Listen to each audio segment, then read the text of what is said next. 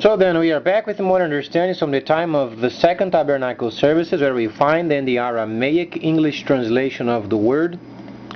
This translation comes from the original manuscripts of the prophets of the Tzayelic lineage. So then we can understand the time of the end as per Yershiyahu the prophet. Then we find a layer of understanding of the 61st chapter, where we understand then the time of the completion of the spring feast, and then the reference of the autumn feast, and also the returning of the cities of the Messiah laid waste for many centuries. So then, from this viewpoint, we understand the African continent is then the southern kingdom as per Daniel the 11th chapter. However, the development of the African continent must be obviously then simultaneously with the holy instructions. This means if the African people they wish the best for themselves and the entire continent, then tabernacling must be established on the land of Cush, northern side of Africa, where Sudan is at.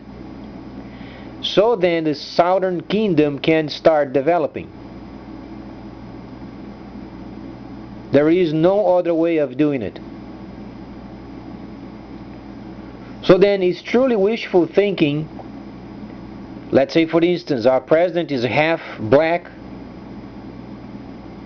As far as the place where I came from, it's never a problem being racist, because you have to have a plan. Then we understand when tabernacling is established, then the African continent can make plans. Otherwise, it's a waste of time. And because then Daniel, the 11th chapter, states very plainly regarding Africa being then the southern kingdom. When you read a couple of chapters later, you understand then the Babylonian system, or Bel and the dragon. Dragon is China. So there is a spiritual understanding of the statue of Daniel, the base of it, regarding the time of the restoration. If you don't understand times and seasons of the Holy Scripture from the original manuscripts, then you are going to be floating around. You won't be able to understand the instructions. We must understand times and seasons. We must understand the Creator's calendar, the original calendar. So then you understand, without tabernacling, Africa won't improve. And the understanding is, the more the Babylonian system has its way, the worse it gets. The more disorganized Africa must become, because lacking, obviously, tabernacling. Natural fact. So then, from this viewpoint, what can Africa's people then expect? Absolutely nothing. No improvement, no hope.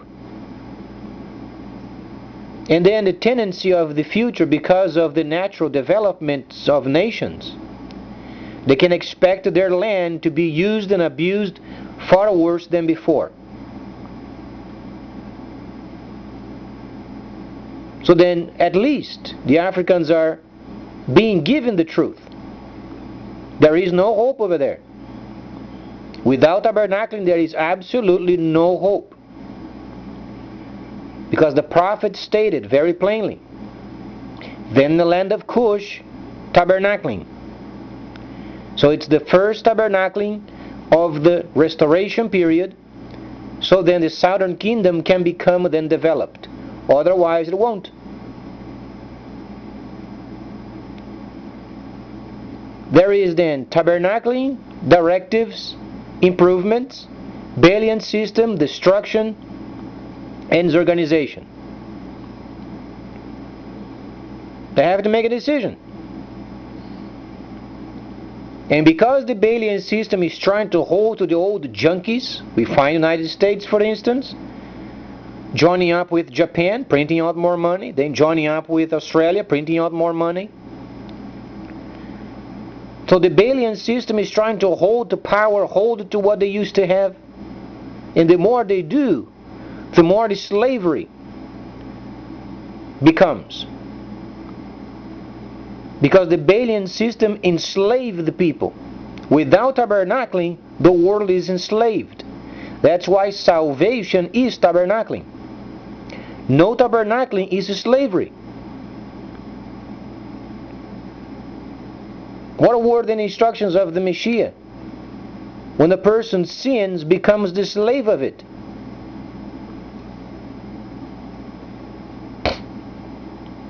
So the Belian system, led by the United States, is trying to cling to the old junkies, whereas the dragon is coming very clear from the Pacific. So then the Africans must make a decision. Either they give up and understand there is no future over there, or they understand tabernacling and push for the tabernacling on the land of Cush. So then, there is no other way around it. They can hurt people, they can destroy, they can burn. Without tabernacling, chaos and disaster. Our country is already breaking. We have roughly 36 months. If we don't get our economy straightened out, this country is going to break. This time is for real. Before then were only talks. This time we have the backing of IMF, the instructions primarily. Even the Prime Minister of Israel was saying a couple of years ago, it is deadly. This time is deadly. 36 more months and this country is ruined. Because it's time for tabernacling. No tabernacling, destruction. And the Belian system tries to cling to the old junkies. The world is furthermore enslaved. And the tendency, because of technology, is enslaving even further for the riches of the country. So they must study the scripture very diligently from the original manuscripts and make a decision. The prophet stated on the land of Cush, tabernacling. Second tabernacle services, continuation.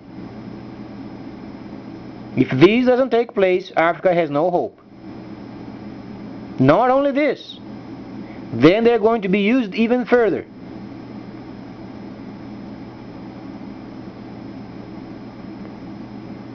So what can the Africans expect? More religion, new ways of understanding old junkies. Try to understand the instructions. From the Israelic lineage, we must understand only tabernacling can save and organize. Without tabernacling comes the Belian system with the old junkies. Never worked. But then they come up with new ideas of their own, as making out as if people were tabernacling around. So be watchful.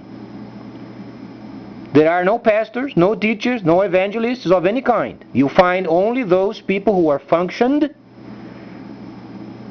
and those are from the holy cities.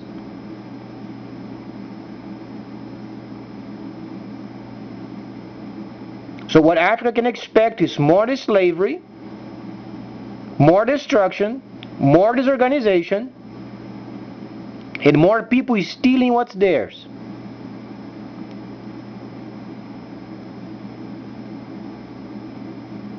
So where do we find the instructions? Yershiyahu 1:8. Read the instructions.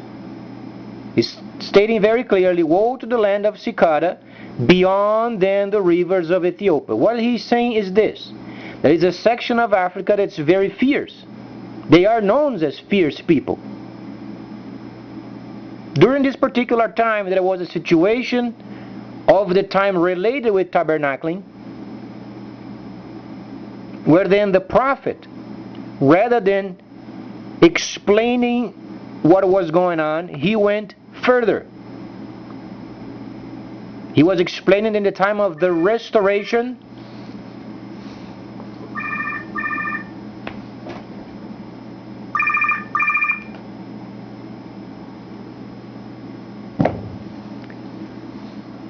of the holy cities, and then he went so far as explaining how would it be.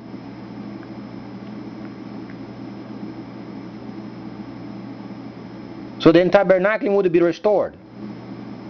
The cities, the main objective is only giving directives. They are not going to control the world.